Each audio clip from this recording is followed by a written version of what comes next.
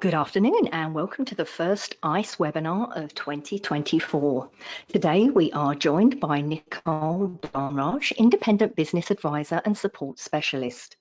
Before we begin, just a quick reminder about our 10th anniversary ICE 2024, which will be held at the Hyatt Regency in Irvine, California from February the 18th to the 20th. The Imaging Conference and Expo is the only conference dedicated to imaging directors, radiology administrators, and imaging engineers. ICE offers valuable CE credits from the ASRT and ACI and is a unique community of key decision makers and influential imaging professionals. For more details, please visit attendice.com and please use discount code ICE24-Irvine when registering. Okay, today's webinar is eligible for one Art Category A CE credit by the HRA. You can obtain your CE certificate by completing the post-webinar survey, which will be emailed 1 hour after the completion of today's webinar. You must complete the survey to receive your one CE credit, and you'll be able to download the certificate directly from your computer once the survey is submitted. If you have any questions, you can reach us at webinar@mdpublishing.com. Let's kick off today's webinar by giving away one of our ICE gym bags to the attendee that can tell me the answer to the following trivia question. January is National Blood Donor Month. What is the most common blood type? Answer now using the questions feature on your dashboard, and I'll reveal the answer at the end of the webinar. As I mentioned earlier, Nicole Dhanraj is our presenter today, and she'll be discussing Leadership Exhaustion, Maintaining Your Sanity in 2024. So over to you, Nicole.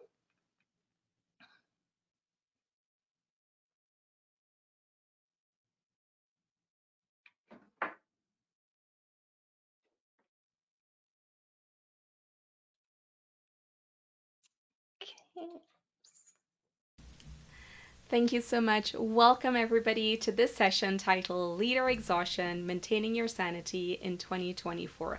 Boy, am I excited to talk about this. This is a topic that has been on our minds for the last several years. It seems to be getting worse year after year about the workload that we have and how we're feeling. So today, I look forward to some conversation about how we can make sure that in the coming years we can maintain our sanity, not just in 2024, but in the years to come. A little bit about me. You heard my bio there, but I am bringing this presentation to you via my experience. I've been in the field for 24 years, and certainly there's been quite a bit of ups and downs and times where I really thought I was going to lose my mind. And burnout has never been a subject for me. I think that I'm a strong leader, I'm very resilient, but it wasn't until recently that I recognized that, gosh, you know what? This is what burnout and exhaustion feel like. Becoming more aware of my emotions, my physical health, my mental health, and recognizing that, yeah, at some point, all of us have our breaking point.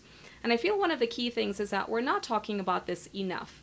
We're having very siloed conversations, and what I would like to see more of, especially just even in the entire industry within healthcare, that we're bringing this up to the forefront. We're not just having people deal with it in the background or thinking this is what it is to be a leader, that we really need to have some conversations to make sure that there's some systemic changes to ensure that we have a good quality of life being a leader within our departments. Unfortunately, even though leadership could be very rewarding, there is the hidden cost of it. Our work is quite demanding. We're in a fast-paced, high-stress environment. And as a result of that, we suffer with a lot of physical, mental, emotional fatigue because of that repeated stress. There's eustress, which is good stress. We want that stress to help increase our capacity, increase our resilience. Good stress could lead to good outcomes. But when it's repetitive and we're not necessarily doing anything about it and we're in the cyclical action, this is when that good stress can become bad stress. And that bad stress over time can lead to negative effects on us, our own mental well-being, our physical health. And unfortunately, that can manifest in our leadership, how we lead our teams, how we interact with our colleagues, and that can have a tremendous impact on our professional life. Within healthcare, I see this as a triple threat. Our job is very demanding. Everything needs our attention all at the same time. You know, in my 24 years, I haven't seen anything let up. It's organization after organization that I go to, there's multiple fires burning. You know, somebody recently explained this to me, is like, you know, you're at the dock at the harbor and you got the ship bringing in all of those containers. The crane is taking those containers and putting it on the port, but the port is our operation, and the crane is taking these containers of gasoline and throwing it on the operation. And seriously, that's how we feel every day. It feels like it's always burning. Everything needs our attention. It's the budget, it's scheduling, it's patient care, it's safety, it's equipment. Something is always happening that our days get quite derailed. And it almost seems that we're multitasking even more. The cognitive overload is excessive. You know, look at your last maybe 24 to 48 hours. You started with the intention of doing something, and how many times do you get derailed? So we're doing so much more with less. We have all of these tasks, but the added, you know, the Great Resignation has just made this even more amplified. And we are all servant leaders, so we're willing to go the extra mile, we're willing to grind, and unfortunately, we're just continue to give and give and give because we want things to work, right? We don't want any part of the operation to fall and collapse, so we give of ourselves, and thus leading to a gazillion hours. And unfortunately, this is where 21st century, especially Western culture, has normalized that this is what we need to do to keep up with our operation. And we are just not seeing that it's okay to work 40 hours or 50 hours or the occasional 60 hours, etc. We are expected to work probably no less than 60 plus hours. For the last 2 years plus, I was working almost 80 to 90 hours per week, and that was normal over a 2-year period. I didn't necessarily question it. I knew that this was the demands of the job. I knew what we were experiencing as an organization. I was willing to do it, but at some point, we cannot continue that over a long period of time. You know, and this is what our organizations and industries have come to, that if you are leaving your desk by 4 o'clock, people are looking at you as, huh? Look at her leaving, right? Or you have to be the first one coming in, the last one leaving. Otherwise, there are going to be all sorts of perceptions around you. So we have normalized that a successful leader must work X number of hours. A gazillion number of hours. So these are some of the things that have contributed to exhaustion in today's modern leadership. The workload, the expectations. We have senior leaders that seem not to be letting up on what are the demands of the operation. And, you know, I typically question my colleagues is that if we're supposed to be led by strategic goals, why is it that we have 100 initiatives going at any one time? Every goal, sub-goal in your department, every initiative needs to be aligned to that overall strategic initiative. Now, I must admit, you know, I am the fixer. I like to come into organizations and I have the skill to make the improvements. But that has also been a downside, a downfall for me where, you know, there are so many things that need addressing and I want to fix it all at the same time. So even though we are following the strategic direction, there are all of these other things that we need to do because it needs to be fixed. So over the years, I've really learned to hone in on, is this in alignment with that strategic vision? Otherwise, it goes on the to-do list or the parking lot to make sure that we can keep it there for maybe next quarter or next year. But sometimes we get caught up with that squirrel syndrome because we have that nature to fix and we see that it's broken. So we want to fix it, and thus it just adds more initiatives to our plate. Then there is the lack of support, you know, because we're doing so much, you know, without the resources. The organization, senior leaders seem to be demanding more of us. Some of us feel comfortable that we can set boundaries. Most of us may feel like we can't have those conversations, or if we establish boundaries, what does this mean for us, our promotion, our future with the organization? And that, just keeping up with it, you know, you're on this hamster on this wheel, giving many hours a day, juggling, you know, all of these different tasks. Unfortunately, that is also going to lead to some sort of exhaustion. And then you're managing team dynamics every day, regardless of your position, from lead tech into director. You have people coming to you within your office, a revolving door, just vomiting about the operation. There is some sort of challenge, they're unhappy, there's conflict, so you're constantly dealing with a lot of negativity. That can be quite draining. Not to mention all of the distractions that you are experiencing because your office is a revolving door. You have multiple personalities to deal with, to navigate within your department, external to your department. And again, that can be quite exhausting with trying to figure out, well, how do you make sure that you maintain good relationships with your colleagues, especially if you want buy-in in specific initiatives. The downside of 21st century, we are connected 24/7. Your phone is going off in the middle of the night. You got your phone number for anybody who has a problem to call you. And you don't necessarily want to turn off. You want to be there for your team. So it's a blessing and a curse at the same time. But, for your own sanity, we need to maintain these boundaries. We need to have other people that your team could reach out to so that you're not feeling the brunt of this all the time. And you may say, well, hold up, Nicole, it's just me, right? You're in a rural hospital, you're the only one. But we can still try to determine, well, what are some of the reasons why somebody may be calling you at 1 a.m.? It has to be an absolute emergency. Otherwise, we can give the staff the autonomy, the skills, the training that they need in order to make some critical decisions at that moment in time. Then we live in this VUCA world. We have so much volatility and uncertainty around us that, we're always trying to peer in and figure out which is the right direction, which is the right the initiative, the strategy that we need to implement to make decisions. So we're constantly bombarded with all of these what-if scenarios. We're concerned about what's happening in the regulatory environment. So that in itself could be quite mentally exhausting as well. Building resilience over the years, certainly you can do, but in the moment, it could often be quite hard to navigate all of this uncertainty. Then there's the organizational culture. We have those pressures, as we talked about, with the workload, the pressure to perform, to make sure that you are keeping up with your tasks. Nothing is dropping, you're not dropping the ball on anything to make you look bad. Your promotion, all of these things are on the line. So you feel this added pressure to perform.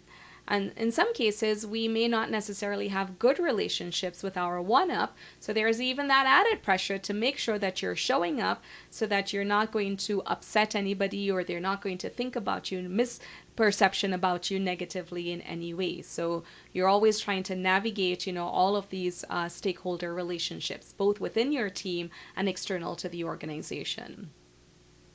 All of this multitasking that we're doing, it leads to cognitive overload. I remember being on a Zoom meeting, having people coming into my office, trying to watch my emails at the same time. At any one point, we are probably triple or quadruple tasking. Think about your last 48 hours, right? All the things that you have done. I mean, sometimes we're even doing all of these and it still feels like we haven't even hit a dent within our operation. But the operation is constantly burning, and for us to juggle all of these and feel productive, we are multitasking, leading to that cognitive overload. And this is, it becomes part of the everyday life, unfortunately, because if you look at maybe the last year or the last 5 years of you being in some sort of leadership position in radiology, multitasking is like an everyday norm. Even though there are tons of studies that talk about the impact of multitasking and really not being productive, it seems like this is the only way we can run our operation. So now I ask you, would you answer this truthfully? Are you exhausted? Why are you hesitant to say it? Many of us are just scared.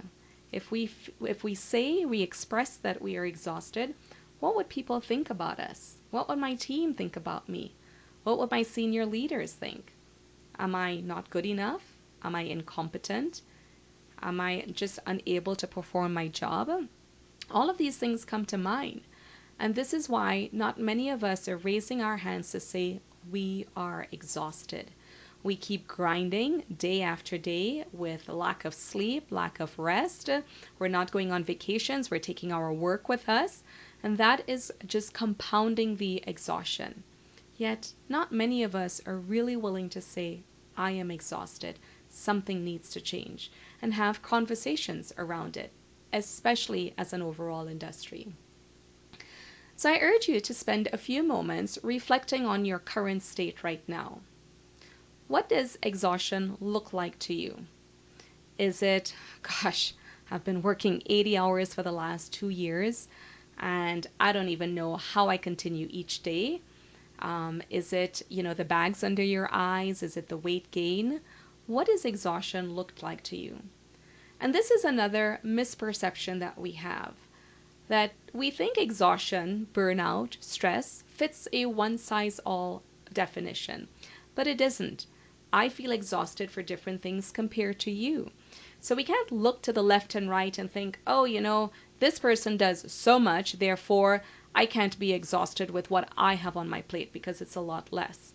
No, it's really a very subjective opinion of how you feel. What are the things that affect you? And they all affect us differently.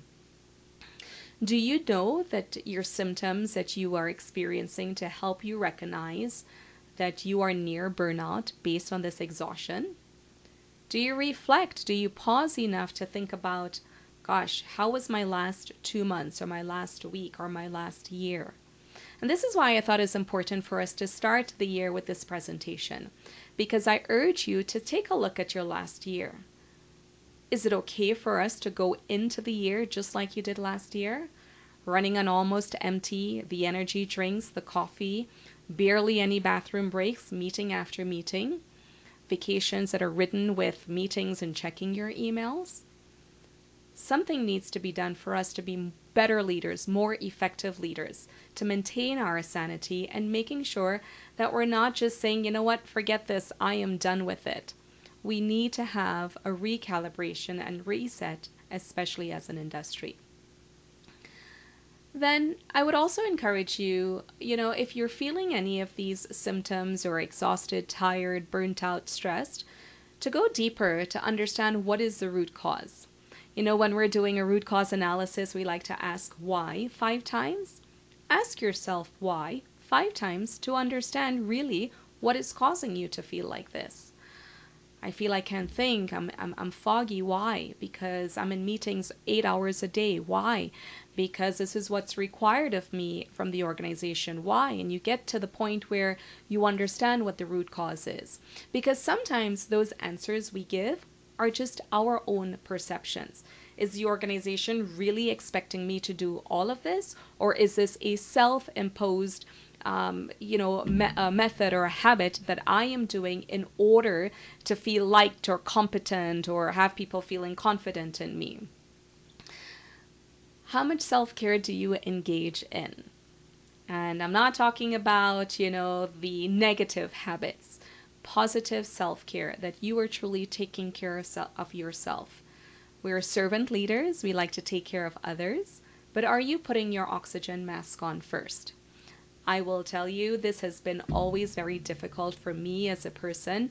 I am naturally, yes, a servant leader. I'm there making sure everybody's okay. But I don't necessarily feel like I need to take care of myself. I am doing okay.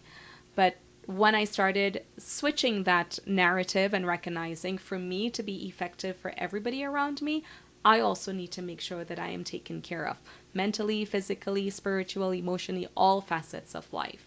Because if those continue to be depleted and I'm not refilling it, at some point, it may not be right now, but maybe in 5 years or 10 years, I am going to be completely depleted, or I hit that brick wall and I didn't even recognize what happened to me. So this case, when we start making time for ourselves and self-care, and including it as part of our everyday routine, then we are making sure that we maintain and build our resilience so we would avoid hitting that brick wall. So think of it as building your tensile strength. In the engineering world, you talk about different materials have a breaking point, but if you keep adding a little bit of stress and strain, that can keep morphing, and it can, it has a level of plasticity. So that is what I'm saying about self-care, that if we engage in that, we increase our resilience. We become more plastic so that we can absorb more. And as a result of that, we're not necessarily going to break. Now, back to the mechanical world, you still have, even as these materials morph, they still have a point of no return, or they take a different shape. That can also happen to us. People may tell you, you're not the same person I know 10 years ago or 5 years ago. So sometimes we may change for the better, but sometimes it may have a negative impact on ourselves.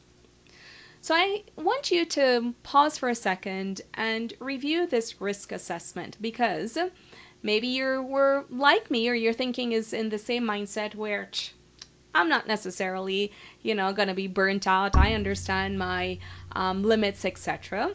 But I tell you, sometimes this thing hits you like you at least expected it, that you didn't even know that you're on the brink of burnout.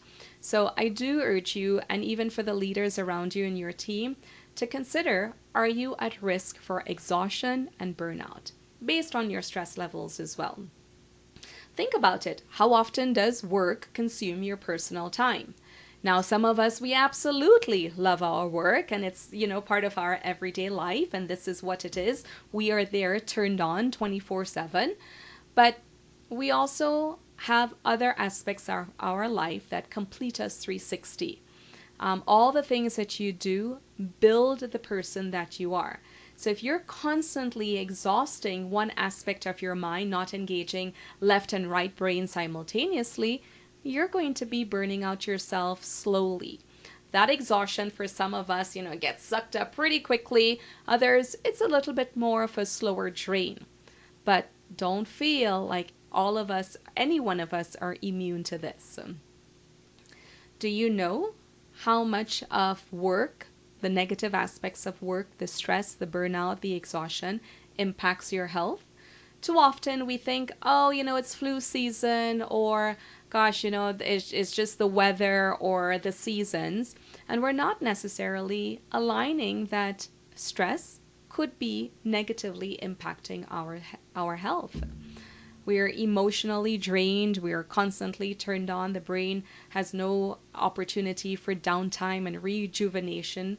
There is something to be said about being unproductive. Those are the times, and maybe the word in itself just gives us chills, because we feel like we always need to be moving. But we do need to make sure that we have those unproductive moments to increase our productivity. Another aspect that leads to exhaustion is that you feel like you're putting in all of this work and you're just feeling underappreciated and undervalued. Nobody is recognizing what you've done. And granted, we're not in this to be recognized, but there is something to be said about, a thank you, or just people recognizing, gosh, you know what, you are grinding, you are putting in some good work. We're humans after all. We are looking for that validation. So that in itself could make us feel drained, like, gosh, I'm putting in all of this effort, yet it doesn't seem like it's doing the organization or my team any good, or nobody's appreciating it. For the last maybe 6+ months, a lot of my colleagues, we've been talking about alternative options for work, looking at exiting the industry, pivoting to something else, early retirement.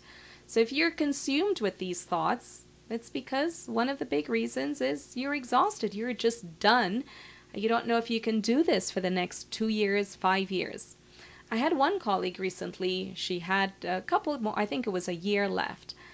And a year seems so short, but she said to me, Nicole, I just can't think I can do this anymore. And it's so sad to hear, because there's so many good leaders out there that the organization and the team needs us. But unfortunately, the environment and the demands just consumes more than we can give. How difficult is it for you to unwind? What does your bedtime routine look like? Is it work, work, work, looking at the phone until you fall asleep? Do you find yourself, tense and holding yourself together? it wasn't until I actually started being very more in tuned with my body and making sure that I was using some meditative, relaxing techniques that I recognized how much I was holding, that, what is it? It was almost like I was tensing up. I can feel my clenching, my bum, my pelvis, my abdomen. It was like, wow, gosh, I'm holding a lot of tension, just even how my shoulders are. And it wasn't until I became really in tune that I noticed that. Even my jaw, I can feel that tension overnight. And it's because I was probably thinking about work overnight, right? And then also you have that Sunday evening anxiety, and that just adding another layer of stress. So all of these factors really leading to burnout. Then we have stresses in our normal life, and that spills over. So then it just adds another layer. So it increases our exhaustion bar, impacting our overall well-being negatively, of course. And then for some of us, we don't necessarily want to seek help because we don't, first of all, we may not want to admit it. Secondarily, we don't want other people to understand what we're going through because of what they may think of us. So we hesitate on going to find support. Maybe we'll share with a colleague, but for the most part, we're holding this within. We're trying to deal with it on our own. So all of those things put us in a higher risk category for exhaustion. So in addition to what the industry and the job has, we recognize that there are so many triggers that can lead to exhaustion. This is so important, especially for our new leaders, making sure that they're well aware of the demands of this operation and how quickly it can drain them. There's deadlines, there's projects, there are things that happens that, there comes up and it demands our attention. We got our family, you have your social obligations. All of these things just compound. And then maybe you have some negative things happening in your life. Maybe there are some health issues of families. Maybe you're going through a divorce, financial hardship. My goodness, it never ends. Layer after layer, just burying us. Again, contributing to extreme levels of exhaustion. The workplace culture, the toxicity, people to your left and right not really helping you. We're all like crabs in a bucket, trying to get out and pulling each other down. I don't know, am I going to be laid off? They're doing a lot of layoffs from senior leadership and below. What's happening to me, right? Job security, all of these are things that are on our minds, just adding to another layer of cognitive overload leading to that exhaustion.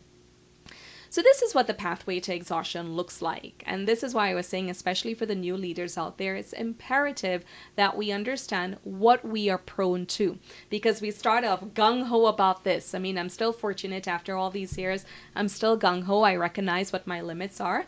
But there's that level of enthusiasm, right? We get started. We see all the great things that we can do. Then there is this stress associated. We're navigating it, and it continues to pile on. We're not necessarily taking a time out to make sure that we break the cycle of the negative distress and stress that we're facing. So it becomes chronic. We become frustrated, we're withdrawn, we become cynical, and then of course it leads to the burnout because we're not really doing anything about it. It becomes just our nature. Interestingly enough, about a year ago, I had a colleague said, Nicole, I wonder if some of us are addicted to this type of feeling. That chaos, the fires that we're experiencing, we don't know anything other than that. So because we may become addicted to that lifestyle, it's hard for us to establish measures or strategies in place to make sure that we can lead a balanced life. And I was actually quite surprised, but the more that I leaned into that comment and I observed even my last several years and other colleagues, I was like, you know what, maybe there's some truth to that. Maybe we are addicted to this. There definitely is the adrenaline side of it, but that chaos or the feeling of being needed or, the accolades that we get for working all of these hours, maybe there is a level of addiction to it that we don't recognize, which unfortunately leads to exhaustion, and it becomes that chronic exhaustion, which we are downing the energy drinks, the number of coffee cups per day, etc. So it becomes this lifestyle and we just don't know how to get out of it. This, of course, could impact our job performance and job satisfaction over the years. I think oftentimes we don't recognize that we are going downhill until it's too late.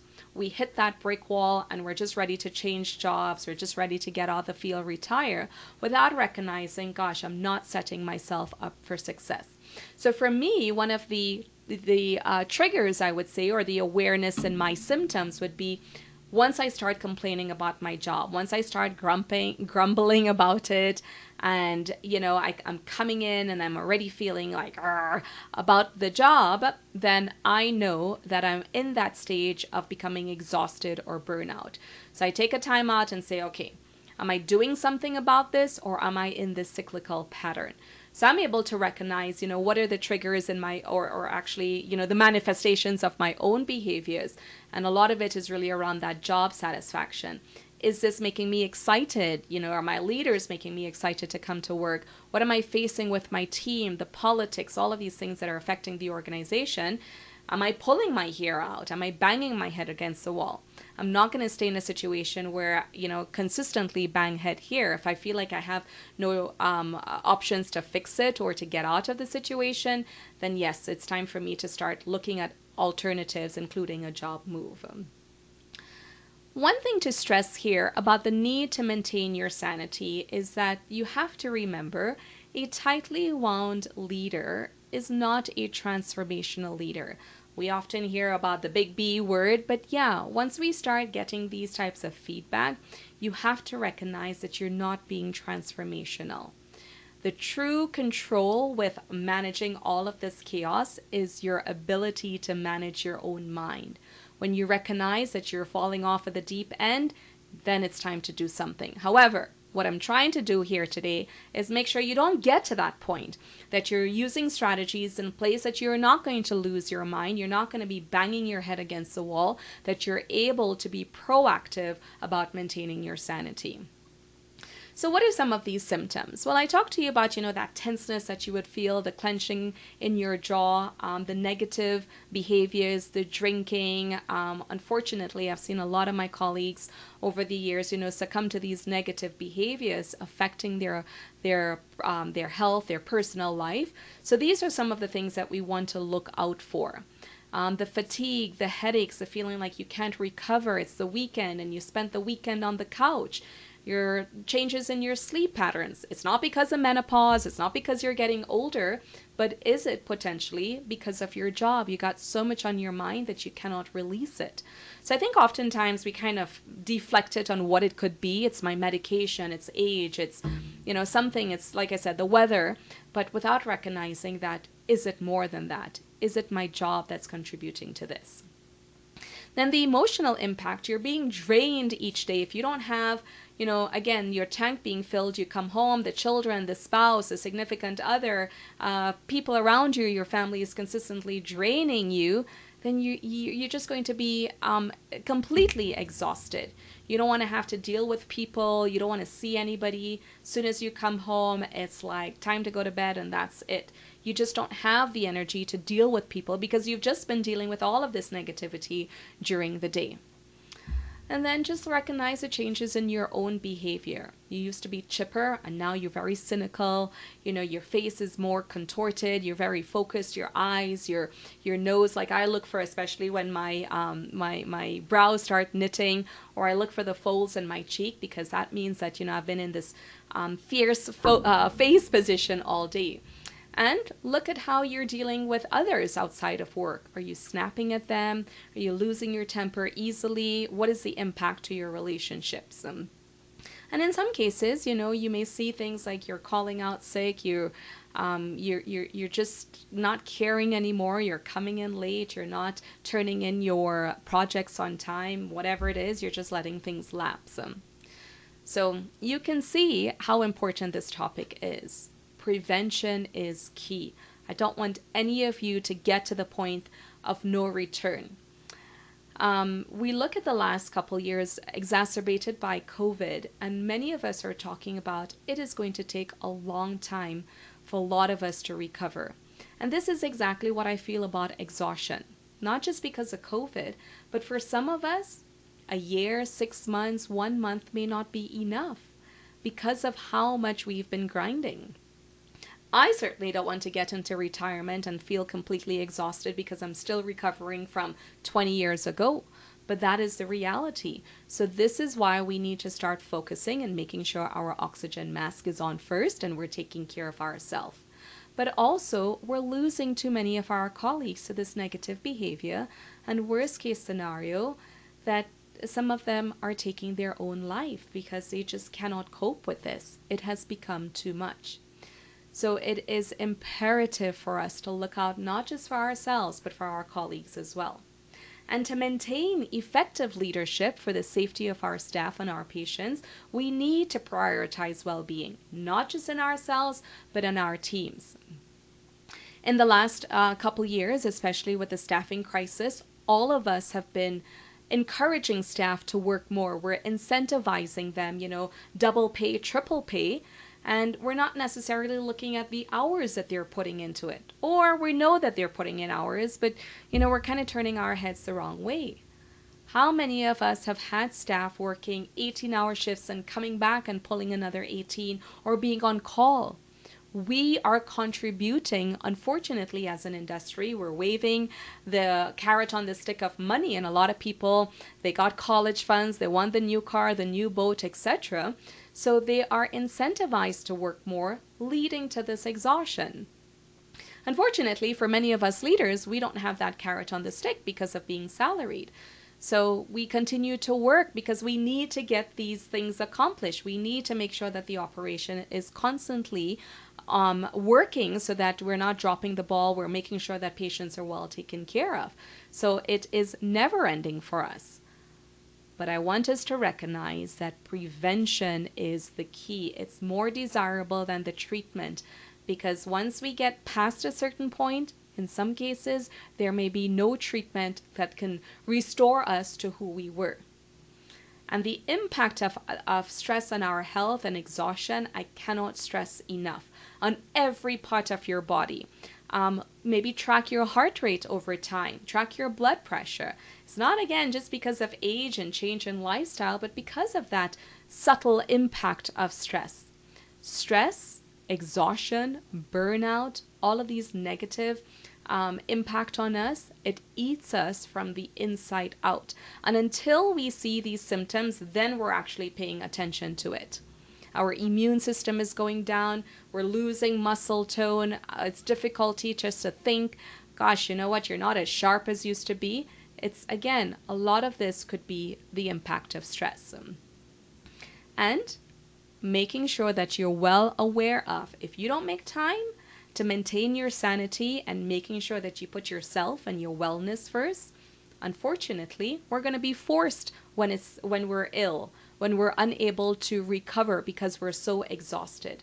So it's very, very critical that we do it now, making sure that we are saying prevention is, definitely better than that treatment. So let's start talking about these strategies to maintain your sanity in this year and in the upcoming years. How are you going to reduce your exhaustion and making sure that you don't hit that brick wall and get burnt out? Well, first of all, recognizing it is not a one-size-fits-all approach. What may work for me may not work for you. It is a conglomeration of techniques, a multifactorial approach. And also, based on my experience, I recognize that some things I may need to try more than once. The first time I tried it, I didn't like it, I didn't know how to do it, etc. So you may need to give yourself the opportunity to try it multiple times and be consistent and disciplined with it to make sure it has an impact. Again, in 21st century, we are expecting a quick fix, but this is going to be over the long haul. From now till, you retire and beyond, you need to make sure that you're implementing these strategies, especially when you're in a high-stress environment. You also, the first thing too, with making sure that you are maintaining your sanity and not getting all these gray hairs, is to recognize your own attitude towards work. We have to acknowledge that, first of all, working 24 hours isn't ideal. This is because 21st century Western culture says this is how we identify ourselves. No, we need to reset that narrative. Because if we are hesitant and we don't want to recognize this, then we're going to have our heads in the sand, and unfortunately it is going to eat us from the outside in, and it's going to be too late when you're ready to do something about it. So I do recognize that everybody has a different work ethic, but at the end of the day, whether your work ethic is way up there, you're 200% of giving yourself every day, or you're at 100%, at some point there is opportunity to hit exhaustion. So we want to prevent that. And the level of effort you put in is going to be guided by how exhausted you are, where you are at in your journey. Maybe you're just starting and you're here just to make sure that you have the strategies in place so that you don't get burnt out and you don't get exhausted. But it depends, if you've been grinding for the last 10 years, the last 5 years, all of those things is going to be impacted by the strategies that you choose. So let's start drilling down into this here. The first thing to maintain your sanity is to recognize that you have the power of choice. You are the captain of your operation. Yes, you have senior leaders, you got a team that you need to be responsible for, but at the end of the day, you get to design your life, your leadership life, in the way you want it. And for some of you, you may be thinking, hold up a second, Nicole, if I do this, I could potentially lose my job. You're guided by your leaders' demands and expectations of you. However, we are guided by our strategic goals. We have these conversations. What am I doing? How is this aligned with where the organization is going? So if you have 100 other things going on, you have the power of choice to say whether or not you're going to move those things forward, or if you park them or you delegate them. So don't feel like you're obligated to juggle 10 things at the same time. Choose wisely what you're going to focus on with your operation. Choose the key players that you're hiring. Now, yes, people leave, they come and go.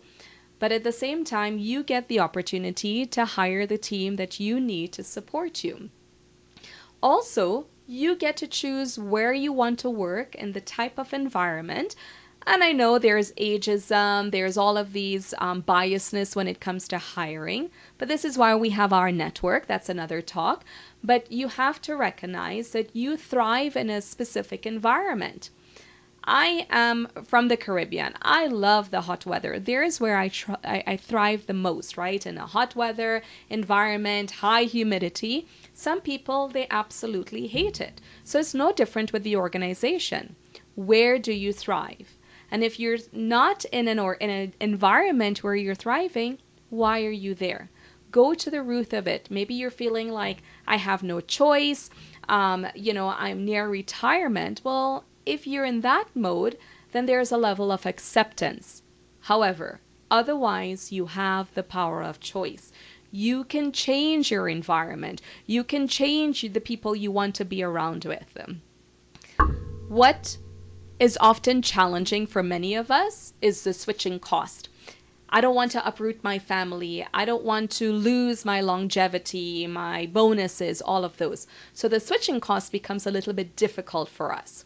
But if the switching costs are less than the pain of moving, then you have to accept your situation. So it's like you're staying in a bad relationship for the kids or some other benefit, right? Until the pain is too much and you decide, okay, you're going to move, then that switching costs, all of these things that you need to consider goes out the door. But I want you all to remember you have the power of choice. Too often I'm talking to leaders and I feel like they feel that they're pigeonholed in the job that they have. You are a very competent person with a lot of skills. You are valued. They say, you leave one organization, you become more valued in another. So you're always going to have value regardless of where you go. And it's okay. It's okay to leave a job. Don't worry about what other people are thinking about you. After all, it is you and how you feel and the life that you want to live. When I'm in a really crappy job, I ask myself, is this the life that I signed up for? Is this how I want to live the next 5 years of my life? And I will tell you, the first time I started thinking about that, I was feeling very guilty because I felt, well, gosh, I need to be thinking about my team. I need to put my patients first. But at the end of the day, I don't know if I'm going to be here for the next year or 2 years. So I want to make sure from here on out, I am living a fulfilled life, a well-balanced life. Now, a well-balanced life for me may also be a lot of work, but it's enjoyable work. It's work where I feel like I'm making an impact and I'm not being drained every day. And I feel like I can't get up the next day, right? I want to live each day with zest and gusto. So when I start feeling otherwise, then I recognize, you know what? It is time to change where I'm at. And I know that I always have the power of choice. I may not be able to get the same level of job, but I also know I have other skills that I can fall back on. So don't feel like you have no choice. You have choices. It's a matter of, is it the choice that you want? If the job is a better choice, then there needs to be a level of acceptance and resilience to navigate the next few years of you staying there. Time management techniques. We get consumed, right? Our office is a revolving door. You are bombarded. You don't want to say no because your colleagues, what are they going to think of you? But yes, dare to say no. But it's how we say it, right? Nicole, gosh, I would really love to help you on that project. I see that it could move the ER's initiatives and the throughput. But at the moment, I have, these 3 initiatives that I'm really focusing on my department.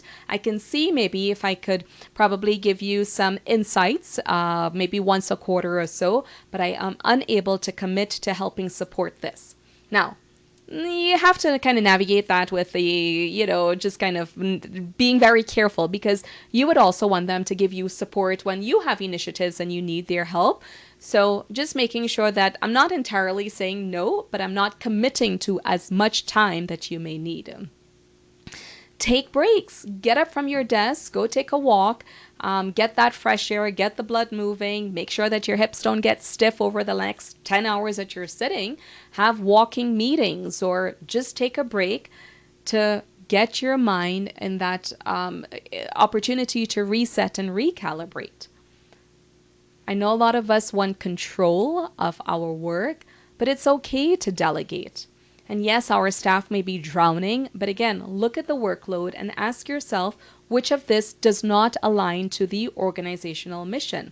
Which of these are the nice to have and the bonuses and because we want to look like superstars. And unfortunately, sometimes that's what it is, right? We want to showcase what we can do and we take on all of this work. So reprioritize your task. And if you feel that there's going to be a concern with your senior leader, let them know, hey, we're going to regroup, draw a line in the sand, and make sure what I'm doing is in alignment with what your goals are with your senior leaders, which is overall in alignment with the organization's strategies. And yes, set those boundaries. You could be working for your current organization for the last 10 years. Yep, you can reset and set boundaries. I used to work 80 hours for the last 2 years or so, but I would like to reestablish some boundaries here. I cannot be a wound up leader like this. I want to be an effective leader. It's all about how you present it, right? And how you say it. So, you can find ways to make sure that you can still be focused on your work and making sure it doesn't take 80 hours of your time, because all the research tells you it doesn't necessarily need to take you 80 hours to get work done. Think about the Pareto's principle, right? 20% of your effort can yield 80% of the results. So go back to what you're doing and ask yourself, is this needed? Is this in alignment with what I am doing? Your organization, your patients, your team, your leaders, as much as you want to give, they're going to take. So be mindful, set those boundaries. Yes, we have open door policies, but you also have to block off time that you can think. A lot of decisions are on your shoulders, big decisions, so you want to make sure that you are being focused. The length of time it takes you to refocus after you get distracted is just too much. You're consuming too much of your time with these distractions. You can use the Eisenhower matrix, where if you're having difficulty of what to prioritize, is it urgent, not urgent? Is it something that, we just wanted it because everybody else is doing it? It's a nice to have for us. Maybe you can delete it or delegate it. And empowering your staff is also going to be helpful, where you can see these budding leaders and you understand how they're working, and they also feel a sense of commitment to supporting you and the organization as well. Don't be chained to your desk. Get up out there, take your breaks, delegate. Okay, too many times I'm seeing a lot of us holding on to control. You want to make sure the work is a certain way, then train your team. Use volunteers or interns. I know it takes a lot of time to at least train them to how you want it, but sometimes it's worth that effort. Or you can have those lower level tasks, right? You should be focusing on the high level strategic stuff where you can give and delegate the other lower level stuff to your team or to these volunteers. We all got to learn to disconnect. That's the hard part. Are you finding yourself picking up your phone no matter what time you wake up? You're waking up multiple times in the night to go to the bathroom, or the first thing that you do, you look at your phone? Or when you're going to bed, you're always on your phone, looking at emails, texting your coworkers. Try to disconnect, and you don't need to do this all in a bang. Take 5 minutes. When you get better at 5 minutes, you go to 10 minutes. And then you do maybe an hour, 3 hours. So have a routine. Maybe 3 hours before bed, you start winding down. It starts with your dinner. Then it starts with wrapping up for the day. You're connecting with your family. You're reading. So have some sort of routine that you can feel your body just relaxing and letting go of all of the day's struggles and challenges. Let your team know what requires a phone call in the middle of the night. Some of us are working overnight, but with text now, we can schedule our text. So don't feel like, oh gosh, I need to send this email right now or this text message. If you need to do so, but schedule it out. Batch your text as well so that, your work-related communication is respecting other people's times as well. All right, let's start wrapping up here. Self-care, does it really help? Well, I can tell you, I was never really a believer that I had to have self-care in my routine. What is self-care? I don't need that stuff. But really, it does help. Once I started being open to this, let me try it out.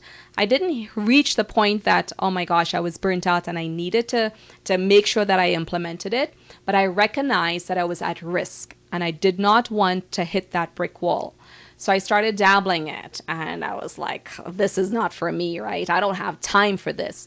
But I had to force myself. I had to make sure that I was aware that I was doing this for my future self, because it's just going to be getting more challenging. The workload never changes. So I wanted to set myself up for success. So I do advocate that self-care does help. It doesn't necessarily need to be medication, sleeping meds, melatonin, all of these things that, people are taking to help them. But it could be natural remedies. It could be the foo-foo stuff that people talk about. So it just depends on what you're willing to try. I didn't care to try meditation because I tried it in the past and it just didn't work for me. But I gave it a shot a few times. And wow, I really see the benefit for me. We've been talking about psychedelics with some other colleagues, trying psychedelics in a controlled environment.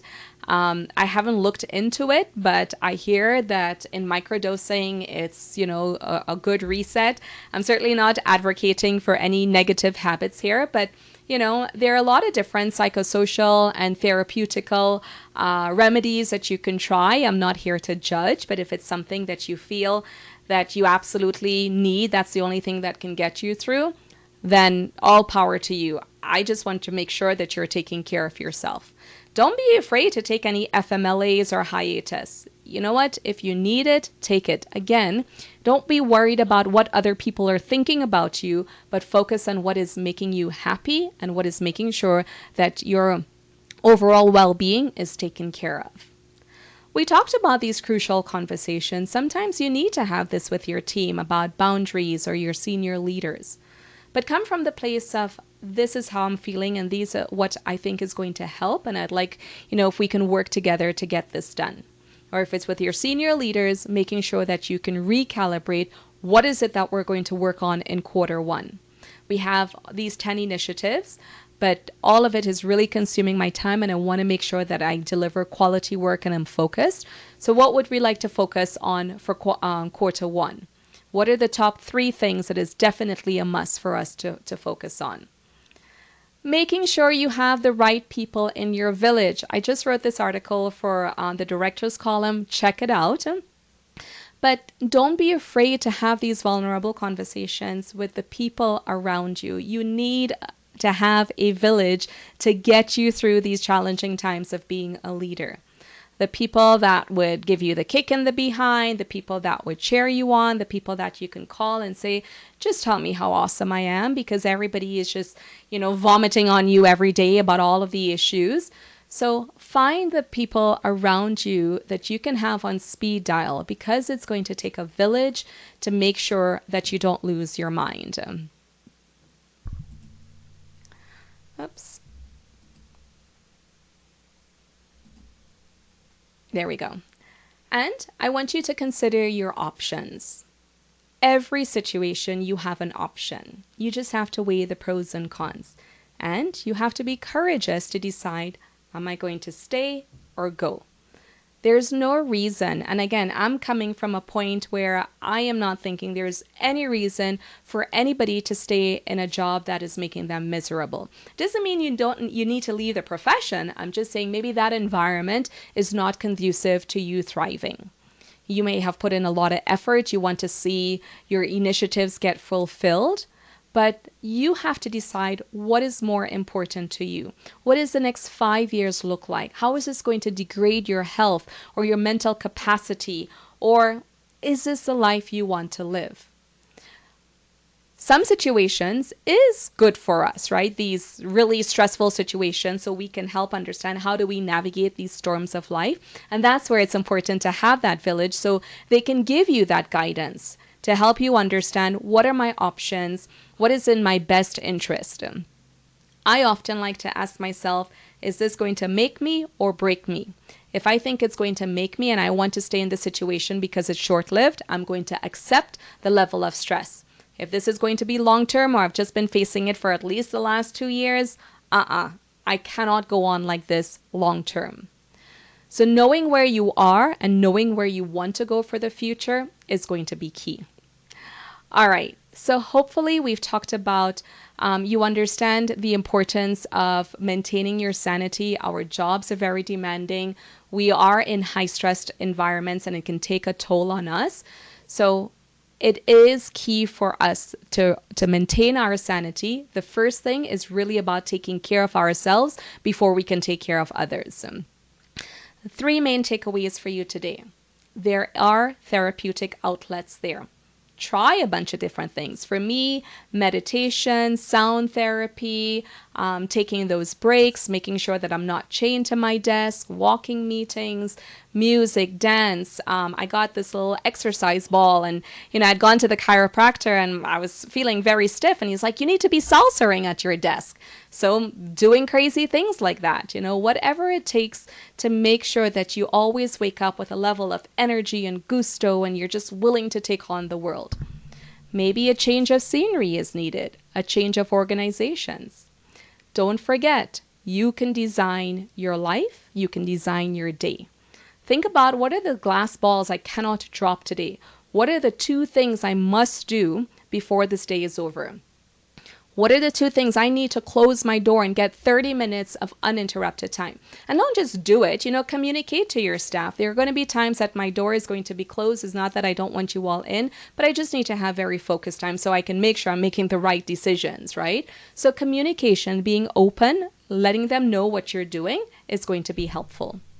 And please be proactive. We're starting January 2024, making sure that you're putting methods in place now so that you're not going to be exhausted where you cannot recover. Recognize the signs, the symptoms that you're experiencing, acknowledging where you are, and making sure that you're managing this right now, getting ahead of it. So I urge all of you, making sure that you take care of you take control of your sanity. The operation is like a mechanical bull. It is going to throw you here, there, and everywhere. But also remember, your job is to maintain your sanity while everyone else loses theirs. That has been the best piece of advice I had gotten in the last several years.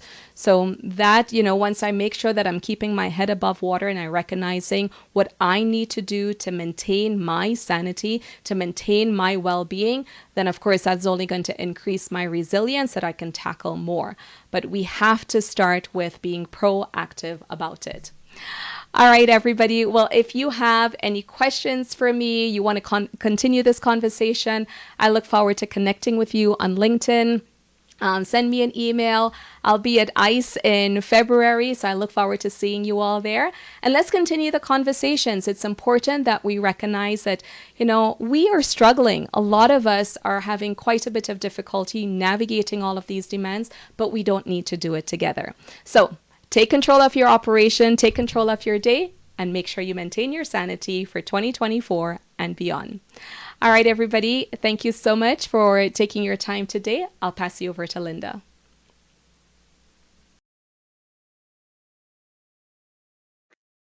Thank you so much, Nicole, for your time today, and of course, a really great presentation as usual.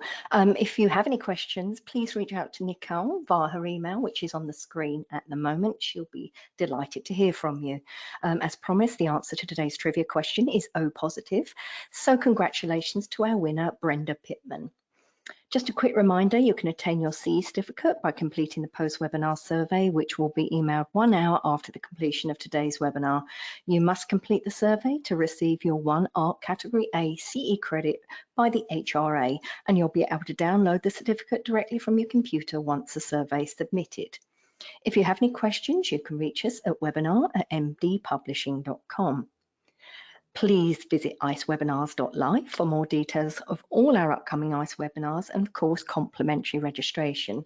Thank you once again for your time today. I hope you enjoy the rest of your day and see you next time.